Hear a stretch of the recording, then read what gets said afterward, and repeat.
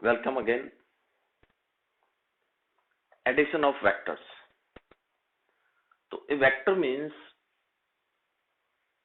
a physical quantity which has magnitude and direction both. These are two vectors, A vector and B vector.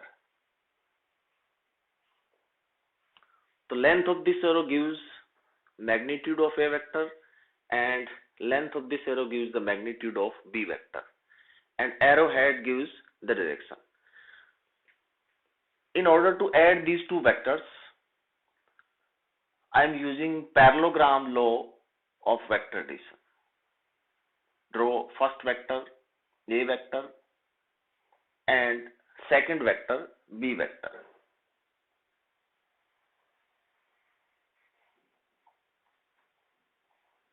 And angle between the directions of two vectors is let theta. The sum of two vectors is known as resultant vector R vector. R vector is also a vector quantity. That is, sum of two vectors is also a vector.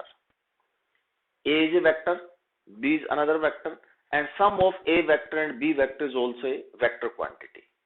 If R is a vector quantity, then find magnitude of this new vector R vector and direction of R vector. तो parallelogram complete करते हैं इसमें.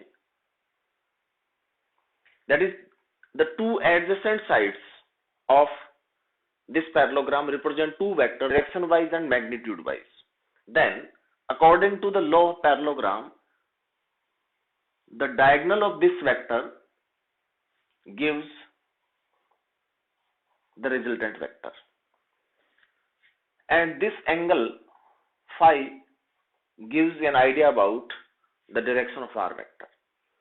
So we have to find the magnitude of this new vector and direction of this R vector in terms of A vector, B vector, and angle between A vector and B vector. As you know, the resultant is given by square of magnitude of first vector plus square of magnitude of second vector plus 2ab cos theta. It is the magnitude of the first vector. And angle phi gives an idea about the direction of R vector. Then tan phi is given by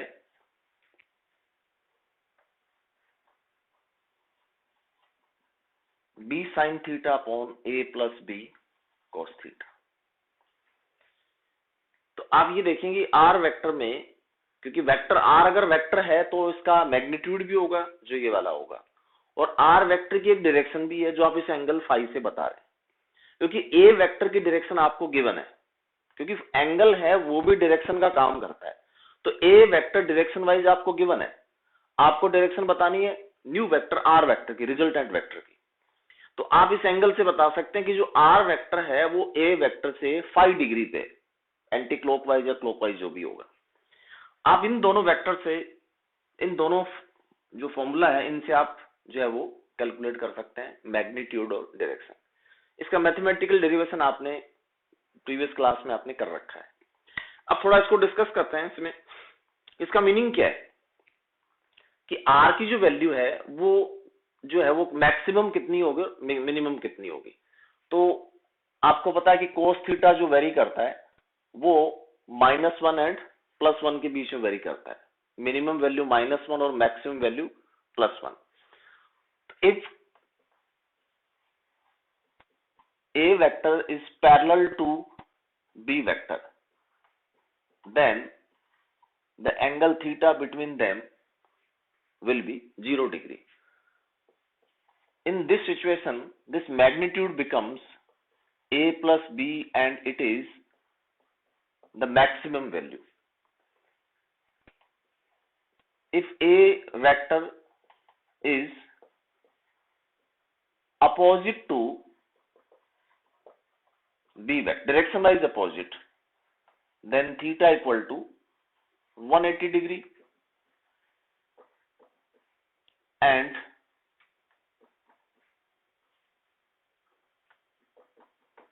cos 180 degree is equal to -1. In this situation, this magnitude becomes a minus b, and it is the minimum value of resultant vector.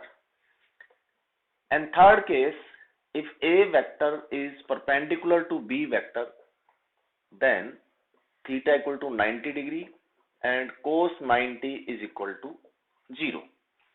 In this situation, the value of resultant vector is a square plus b square then square root. तो अब ये देखेंगे इसमें difference, simple addition, algebraic addition और vector addition में difference क्या है. Difference यहाँ पे ये देखिए इसमें कि मैग्नीट्यूड है वो डिपेंड करेगा इस एंगल थीटा पे.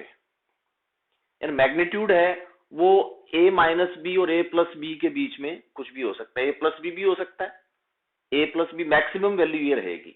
तो अपने ऐसे कहेंगे कि मैग्नीट्यूड जो है वो क्या रहेगा, मैग्नीट्यूड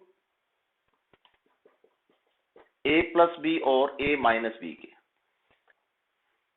यानी मैग्नीट्यूड है वो मैक्सिमम a प्लस बी हो सकता है या a प्लस बी से छोटा होगा, मिनिमम a माइनस बी होगा या a माइनस बी से बड़ा होगा. इसका मतलब ये है कि रिजल्टेंट जो वेक्टर है इसका मैग्नीट्यूड a माइनस बी और a प्लस बी के बीच में कुछ भी हो सकता है. इसका मीनिंग आप ये देखिए, ये इसकी जो पेक्युलर प्रॉपर्टी है, तो इसको अपने एक एग्जांपल से देखते हैं ये कैसे हो सकता है. जैसे मैं ये लेता हूं कि अगर मान लो दो वेक्टर, इनका मैग्नीट्यूड है 3 और 4, तो आप ये देखेंगे इसमें कि ये जो वैल्यू आपकी मैग्नीट्यूड जो होगा वो अगर वो आपके 3 न्यूटन और 4 न्यूटन या 3 और 4 है तो 7 और 1 के बीच में इसकी वैल्यू रहेगी. 1 भी हो सकती है, 7 सकते हैं, इन बिटवीन 1 एंड 7 कुछ भी हो सकती है. ये वेक्टर एडिशन के फॉर्मूले जो आपने 11th क्लास में पढ़ रखे हैं इसमें. अब इसको अपने यूटिलाइज करते हैं, इसको यूज करके देखते हैं एक एग्जांपल में. तो अपने एक एग्जांपल लेते हैं और वो एग्जांपल ये है कि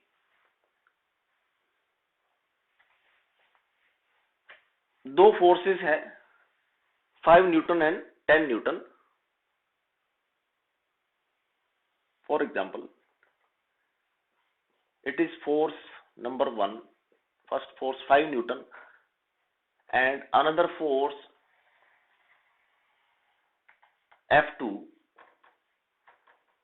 and it is 10 Newton, and angle between these two forces is 120 degree. Then find out the magnitude of resultant force and direction of the resultant force. So then according to parallelogram law of vector addition, parallelogram आप complete करो इसमें, तो आप देखेंगे ये जो arrow होगा ये रिजल्टेंट फोर्स को बताएगा इसमें. ठीक है, यहाँ पे आप कोई ऑब्जेक्ट ले सकते हैं. जैसे मान लो कोई स्टोन है, स्टोन पे ये दो फोर्सेस हैं, एक 5 न्यूटन है और एक 10 न्यूटन है, और दोनों 120 डिग्री पे दो स्ट्रिंग बांध के और एक 5 न्यूटन से खींचे एक 10 न्यूटन से खींचे, तो क्या स्टोन किस तरफ मूव करेगा? क्या इस स्टोन पे टोटल फोर्स 10 प्लस 5 15 न्यूटन होगा? नहीं होगा. क्या स्टोन 5 न्यूटन की तरफ मूव करेगा? नहीं करेगा. क्या स्टोन 10 न्यूटन की तरफ नहीं करेगा? नहीं करेगा. तो इस सिचुएशन में आप ये देखेंगे स्टोन जो है वो रिजल्टेंट फोर्स की तरफ मूव करेगा, यानी इस पे नेट फोर्स है वो ये वाला होगा. तो आप इसको कैलकुलेट करें तो resultant force, magnitude of the resultant force, आप इसको ऐसे देते हैं कि F vector is equal to F1 vector plus F2 vector. It is vector addition of two quantities, two forces. Then according to the expression of magnitude F1 square, F2 square, 2F1 F2 cos theta, where F1 equal to 5 Newton, F2 equal to 10 Newton, and angle between two vectors is 120 degree, and we know that cos 120 equal to minus half. Then according to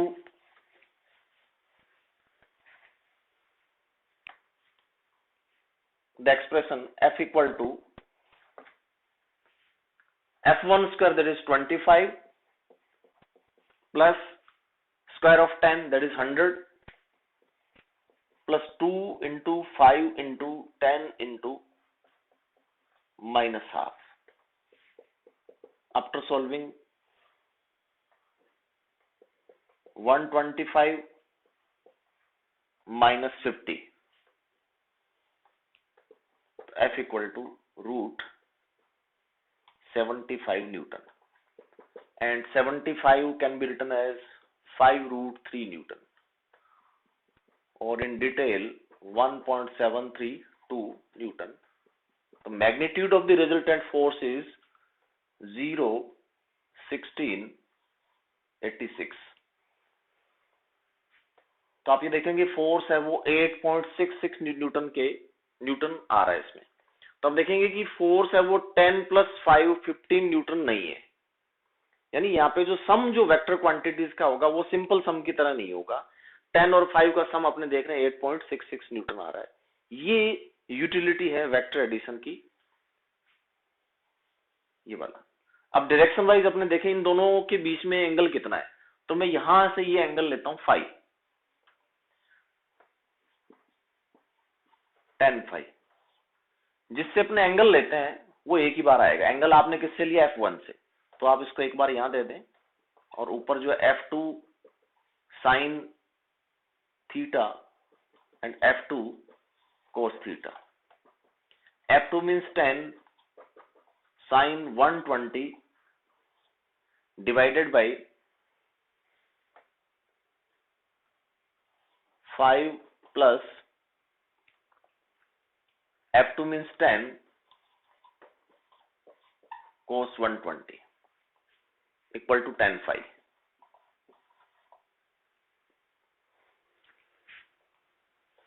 Tan phi equal to 10 sin 120 means √3/2 divided by 5 plus 10 and cos 120 means minus half. Tan phi equal to 5√3 divided by 5 minus 5, and tan phi equal to infinity, that is phi equal to 90 degree. यानी resultant जो force है वो first force से 90 degree पे होगा, यानी ये जो एंगल है वो 90 डिग्री का होगा। तो जब भी वेक्टर क्वांटिटी को हम ऐड करेंगे तो इस तरीके से उनका एडिशन और उनके डायरेक्शन अपने कैलकुलेट कर सकते हैं। आपने एग्जांपल से देखा है। इसमें आप ये बताइए इसमें कि मैक्सिमम फोर्स कितना हो सकता है 10 और 5 हो तो हम देखेंगे मैक्सिमम होता है वो A + B, that is F1 + F2। ये दोनों फोर्स मिलके इस स्टोन पे मैक्सिमम फोर्स अप्लाई कर सकते हैं 15 न्यूटन का और मिनिमम 5 न्यूटन का। अब आप ये देखेंगे ये जो फोर्स है वो किसके बीच रहेगा, वो according to the angle between two. तो रिजल्टेंट फोर्स होगा वो <= 15 और <= 5, यानी ये फोर्स मिनिमम 5 न्यूटन का हो सकता है और मैक्सिमम 15 का हो सकता है। 15 न्यूटन कब होगा, जब दोनों से सेम डायरेक्शन में होंगे, जब थीटा 0 डिग्री होगा तो A + B, F1 + F2। 5 कब होगा, जब दोनों फोर्सेस अपोजिट डायरेक्शन में होंगे। और ये फोर्स 8.66 कब होगा, जब फोर्सेस के बीच में एंगल 120 डिग्री का होगा। तो आप ये देखेंगे इसमें कि ये जो फोर्स है हमारा आंसर जो आ रहा है वो इस लिमिट के बीच में, यानी force is > 5 but it is <= 15। तो हमारा आंसर है वो इस लिमिट के बीच में। तो ये अपने इस तरीके से अपने कैलकुलेट कर सकते हैं। Thank you.